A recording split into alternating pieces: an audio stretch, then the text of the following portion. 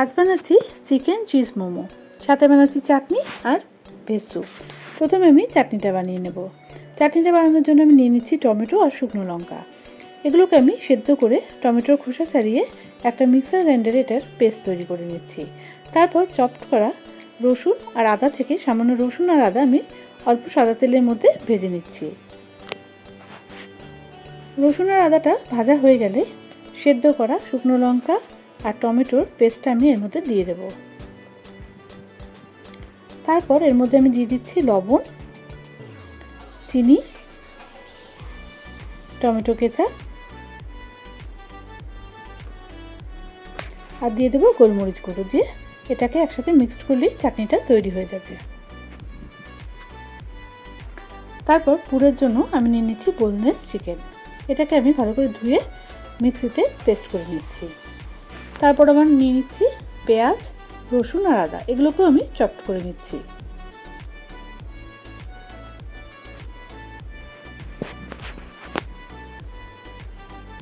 তারপর সাদা তেলের মধ্যে আমি বাটার দিয়ে দিচ্ছি। দিয়ে আমি রসুন আর আদাটা প্রথমে অল্প ভেজে নেব, তারপর আমি পেঁয়াজটা দিয়ে দেব।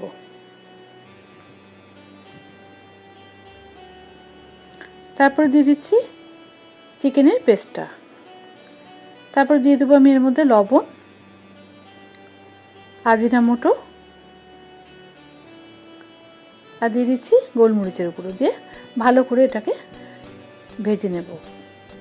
ভালো করে ভাজা ভাজা হয়ে গেলেই পুরটা তৈরি হয়ে যাবে। পুরটা তৈরি হয়ে গেল, এটাকে আমি একটা পাত্রে ঢেলে রাখছি। তারপর আমি বানাবো ভেজ স্যুপ। এর জন্য আমি নিয়েছি ক্যাপসিকাম, পেঁয়াজ, গাজর, টমেটো আর বাঁধাকপি, এগুলোকে আমি চপড করে নিয়েছি। তারপর এগুলোকে আমি সেদ্ধ করে নিচ্ছি।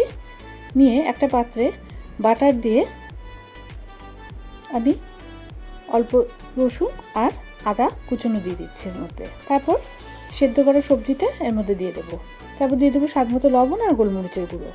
দিয়ে ফুটিয়ে নিলেই স্যুপটা তৈরি হয়ে যাবে। আপনারা ইচ্ছে করলে এর মধ্যে কর্নফ্লাওয়ারগুলো দিতে পারেন। তারপর মোমোর বেসের জন্য আমি নিয়ে নিচ্ছি ময়দা, লবণ আর নর্মাল জল দিয়ে আমি ময়দাটা মেখে নেব। তারপর এখান থেকে আমি লেচি কেটে আমি মোমোর বেসটা তৈরি করছি। চিকেন পুরটা এর মধ্যে দিয়ে দেব। দিয়ে এর মধ্যে দিয়ে দিচ্ছি চিজ। তারপর এটাকে মুখটা বন্ধ করে আমি কাঁটা চামচ দিয়ে চেপে চেপে মোমোর একটা শেপ দিয়ে দিচ্ছি।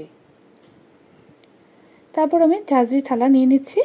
এর মধ্যে আপনি এরপর একটা ঝাঁঝরি থালার অয়েল মধ্যে ব্রাশ করে নেবেন আর মোমোর একটা দিকে অয়েল ব্রাশ করে দেবেন। তারপর এটাকে নিচে গামলার মধ্যে জল দিয়ে উপরে ঢেকে দেবেন। অল্প সময়ের মধ্যেই মোমোটার একটা দিক হয়ে যাবে। 3-4 মিনিট লাগবে আমার একটা দিক হতে। তারপর এটাকে উল্টে দিয়ে আবার 3-4 মিনিট রেখে দেবেন, উপরটা ঢেকে দেবেন। তারপরেই তৈরি হয়ে গেল চিকেন চিজ মোমো।